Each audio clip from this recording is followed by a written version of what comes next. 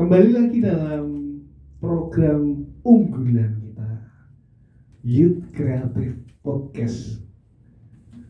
Hari ini kita kedatangan tamu yang spesial.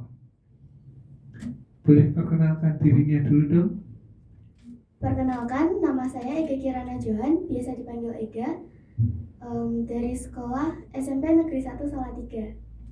Oke, Ega dari SMP Negeri 1 Salatiga. Sekarang usia berapa? Sekarang usia 12 tahun. Ya, usia 12 tahun. Ya, teman-teman ketahui Ega ini salah satu anak yang berprestasi di bidang olahraga. Ya, kira-kira bidang apa ini? Boleh ceritakan Ega prestasimu di bidang olahraga? Saya memiliki prestasi dalam bidang olahraga yaitu catur. Saya mengenal catur dari umur 8 tahun saat kelas 2 SD. Saat itu yang memperkenalkan catur kepada saya itu guru saya waktu pelajaran olahraga. Kami belajar tentang permainan catur. Saat itu saya sangat-sangat tertarik dengan catur dan guru saya pun melihat itu, kemudian memberitahu orang tua saya bahwa saya memiliki bakat dalam catur. Seperti itu. Oke, good ya. Jadi dari kelas 2 sudah mulai belajar catur ya. Sekarang kelas 1 SMP. Ya, betul kan? Kelas 1 SMP.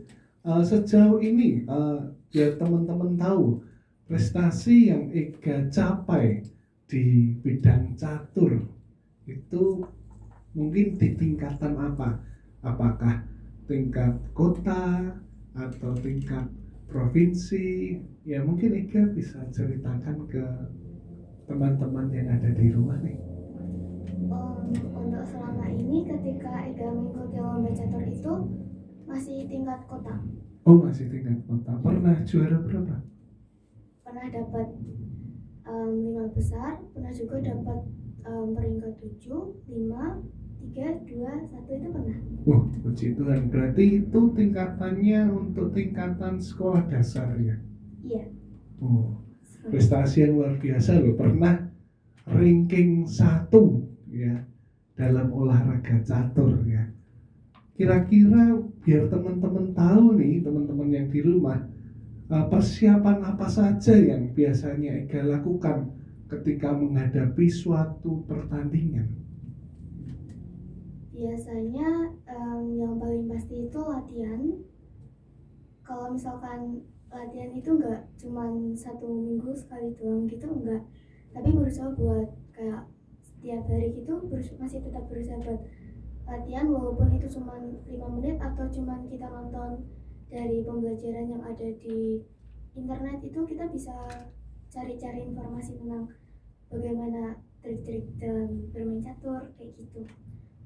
Oke, berbicara tentang trik-trik bermain catur, kira-kira tokoh atau pecatur siapa yang jadi idolanya Ega?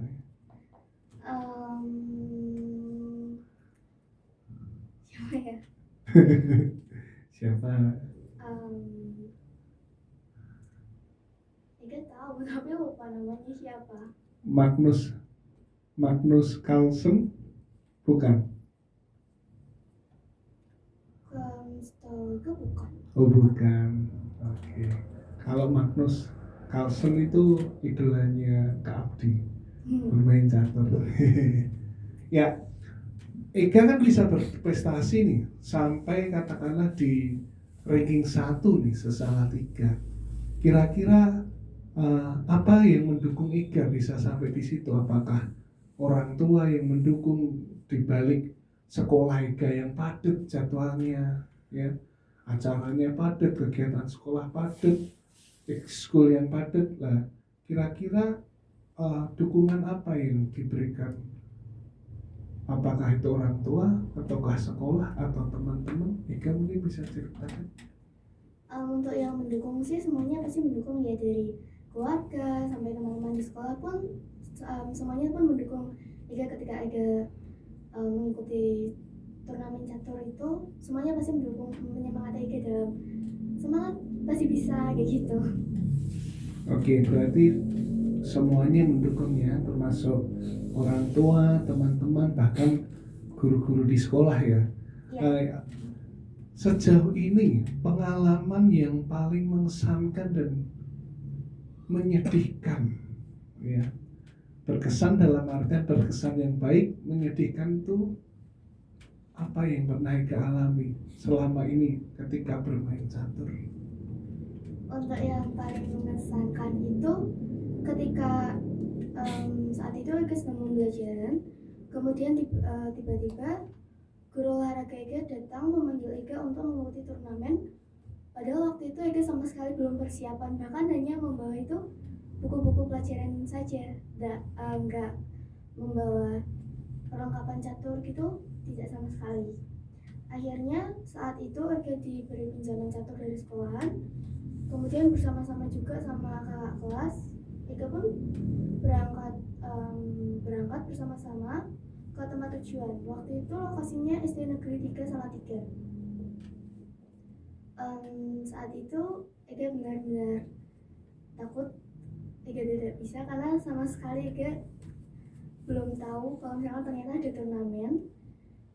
Tapi untungnya sebelumnya itu teman-teman sama orang tua itu, teman-teman orang tua di sekolah gitu, guru-guru itu sempat menyemangati Ega supaya Ega bisa, jadi nggak takut lagi. Akhirnya Ega mendaftar ulang, kemudian diberitahu aturan turnamen, lalu Ega melaksanakan turnamen dari babak 1 sampai babak 6. Ega benar-benar takut, tapi itu semua hilang seketika ketika Ega itu mendapatkan pemberitahuan tentang peringkat. Ega melihat peringkat itu dan Ega mencari nama Ega, ternyata Ega mendapatkan peringkat pertama. Ega benar-benar senang, Ega bersyukur kepada Tuhan karena Ega bisa melakukan turnamen dengan hasil yang memuaskan. Puji Tuhan. Ya. Jadi dari awalnya kaget, belum persiapan, ya, tahu-tahu ikut turnamen, tapi ketika ikut turnamen justru berada di peringkat pertama. Ya. Oke. Ya, mungkin Ega bisa kasih pesan untuk teman-teman yang ada di rumah, ya, bagaimana menjadi pribadi yang memiliki prestasi, ya. Ini sebuah prestasi yang sangat baik, di mana mendapatkan peringkat 1 sekota Salatiga, ya, meskipun tingkat sekolah dasar. Boleh Ega bagikan ke teman-teman? Yang pasti sih Tuhan memberikan kita itu bakat yang berbeda-beda dan pastinya itu istimewa. Yang paling penting adalah kita harus menekuni bakat-bakat yang telah diberikan Tuhan kepada kita. Tidak lupa untuk tetap belajar sungguh-sungguh, tidak boleh menyerah, giat, pokoknya harus tekun. Ketika mungkin ada lomba gitu, kita bisa mengajukan diri kita sendiri, kita bisa ikut lomba tersebut. Tidak masalah untuk kita mendapatkan hasil yang seperti apa, yang paling penting kita sudah berusaha semaksimal mungkin. Seperti itu. Oke, jadi kalau Mas Abdi bisa ambil sebuah kesimpulan adalah setiap kita memiliki bakat, talenta, dan karunia yang Tuhan sudah kasih. Tetapi kembali lagi pada kita, bagaimana kita memaksimalkan itu semuanya. Terus berusaha, terus bekerja keras, serahkan segala sesuatu dan hasilnya kepada Tuhan. Oke, sekian perjumpaan kita sore hari ini. Sampai jumpa di perjumpaan kita selanjutnya.